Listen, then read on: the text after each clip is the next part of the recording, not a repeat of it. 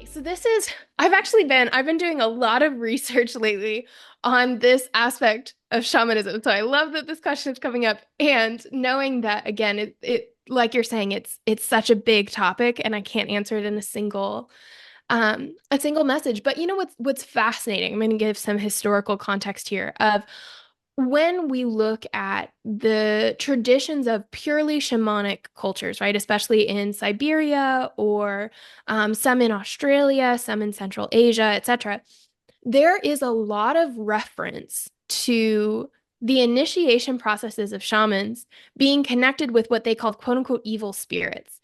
And then it was actually from these evil spirits that the medicine men were said to get their power, right? And so this conversation is not to bring in fear, it's just to bring in purely this historical kind of exploration of what language were we using for these experiences, right? And so this is part of why shamanism is so powerful, is because in addition to being the one who can see in the dark, shamans are also the ones who understand that energy is energy, spirit is spirit. That again, if everything has reason and purpose, everything has something to teach us. And so yes, we use these shamanic tools and techniques to learn how to protect ourselves and to learn how to work with these quote unquote, right, evil spirits. They don't usually use that word, but these evil spirits to understand what they have to teach us, but also to understand how to transmute them back into the light and to bring them back in, again, connection with their capital T truth. And so when we talk about shamanism in connection with these dark spirits, shamanism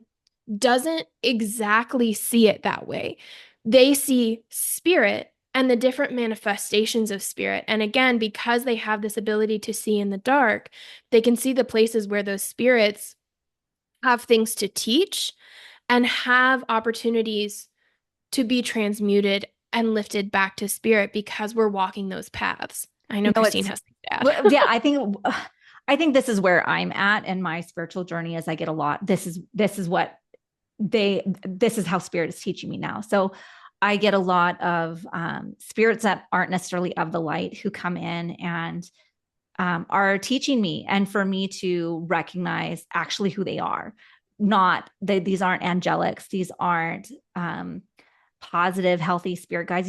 These are spirits who have their own heaviness that needs to be transmuted, right? And so I feel like historically, um, oftentimes the shaman would be in correspondence with these, let's say, heavier spirits, because then they would know how to gain power from energy itself, not necessarily love and light, just energy itself, as a way to be more prepared for tribal interactions or war or those type of things. They were gaining power in whatever way they came. There wasn't good or bad, light or dark. It was just, here's power, right? And so this is why we teach shamanic Reiki, right? Because the Reiki is of the love and light. It actually provides the foundation for everything that we do to make sure that we are working in the love and light and that it's going to be safe. So we have those shamanic techniques through animist eyes to be able to witness what is going on.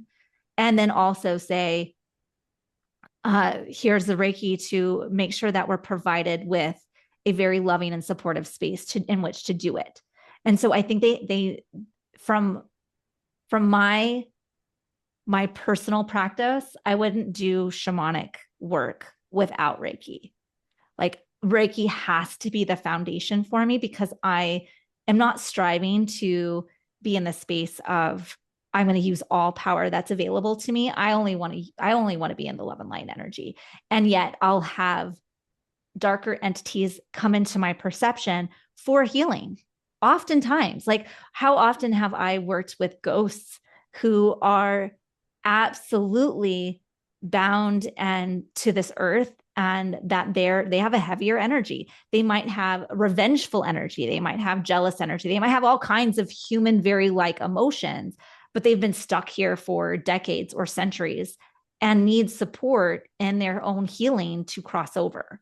Right. So I feel like why we start out with a 4-month program of self-healing and learning how to shamanic journey in a very safe container is totally for reason and purpose. Before we get to the practitioner program, before we get to the advanced program, we need to have a very solid understanding of where we are in our own healing journey before we start healing others and before we start healing other spirits, right? And that's the progression.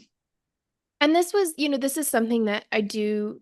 Again, this is something that we could spend an entire podcast topic Yeah. talking about, right? But it really is, as Christine's saying, it is of this idea that there wasn't good and bad in shamanism. There was learning and there was energy. And so when we're looking at these heavier spirits or these shadow spirits or what have you, a lot of times what we see in the original texts or teachings was this heavy spirit came to me and revealed the nature of illness so that I could heal it, et Yeah. cetera, et cetera. And so it's this harmonious, balanced relationship. And so this is where, when we're talking about shamanic work in this particular instance, right, this is something that is not considered part of core shamanism because these teachings vary so much from culture to culture of how we are interacting with these spirits.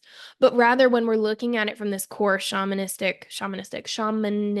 perspective, of looking at what are the teachings that are threaded throughout every single culture, is this idea that spirit has wisdom, that every spirit we encounter has wisdom and purpose. And if they are engaging with us, it means that we also, in that harmonious way, have wisdom and purpose for them. And so we enter into this kind of co-creative experience where we can recognize and understand which spirit is showing up, why, for what purpose, for what learning, and how do we work with them so that we can integrate what we need to know and release what doesn't serve us. And so it is a really long conversation, but that's kind of the basis of it, is this understanding that in this ability to see in the dark, shamanic practitioners see everything, but not in a way we see the truth behind it. And so we can see this layer underneath this idea of good and evil. We can see that truth of all being one and engage with it in that way with these tools and techniques and practices and Reiki that allow us to do that in a holistic and uplifted and aligned way. And that's, again, that is part of why becoming a shamanic practitioner isn't an overnight experience, because it does take skill and awareness and training and ceremony and ritual and in order to be able to understand these kinds of topics, right? So Right.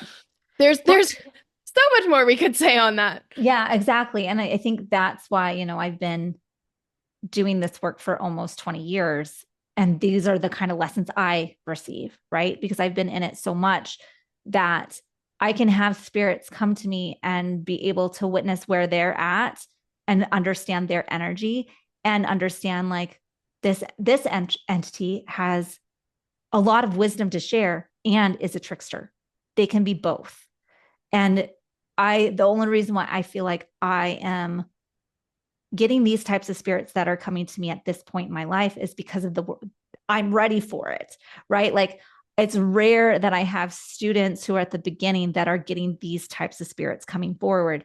If they're getting heavier spirits coming forward, it's because they've got some deep own energetic healing that they need to do, and that they're coming into our program so that they're getting the support that they need to help transmute those energies.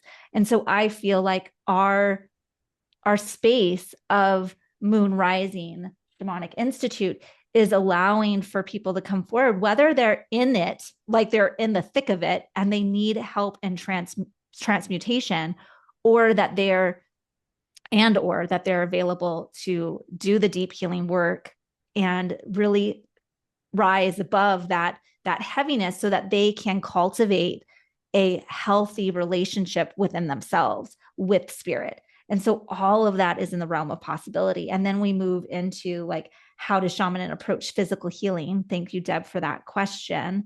So how does shamanism approach physical healing? Physical healing, like everything in the physical world, has a spiritual energetic reflection, period.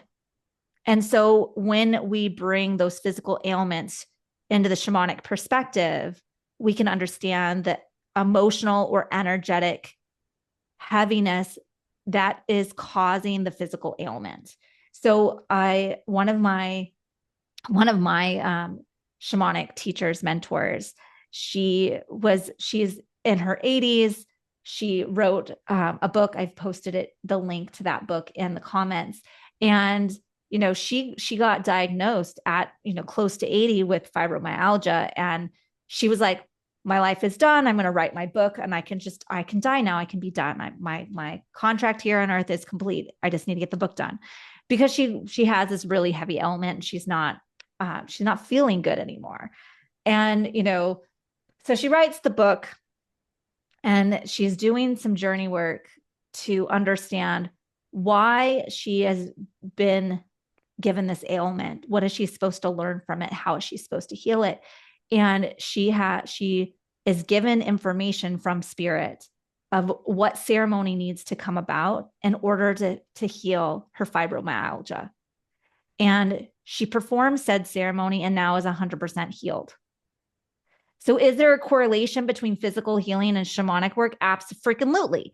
Yes, there is, because all of it is an underlying reflection of something else. And once we can understand what that is and what the lesson and learnings are there available for us so that we don't repeat those cycles, we can lift the heaviness and then bring in the Reiki to provide the healing, right? So there's the release, which is very much on the shamanic side of things. And then for us here at Moon Rising Institute, Shamanic Institute, we bring in the Reiki to fill the void. We don't want to just leave a gaping hole in our energetic bodies of that release. We want to pack it in with that love and light and support to bring in the balance. And so they go hand in hand, and we see physical healings all the time. That's really common in our world.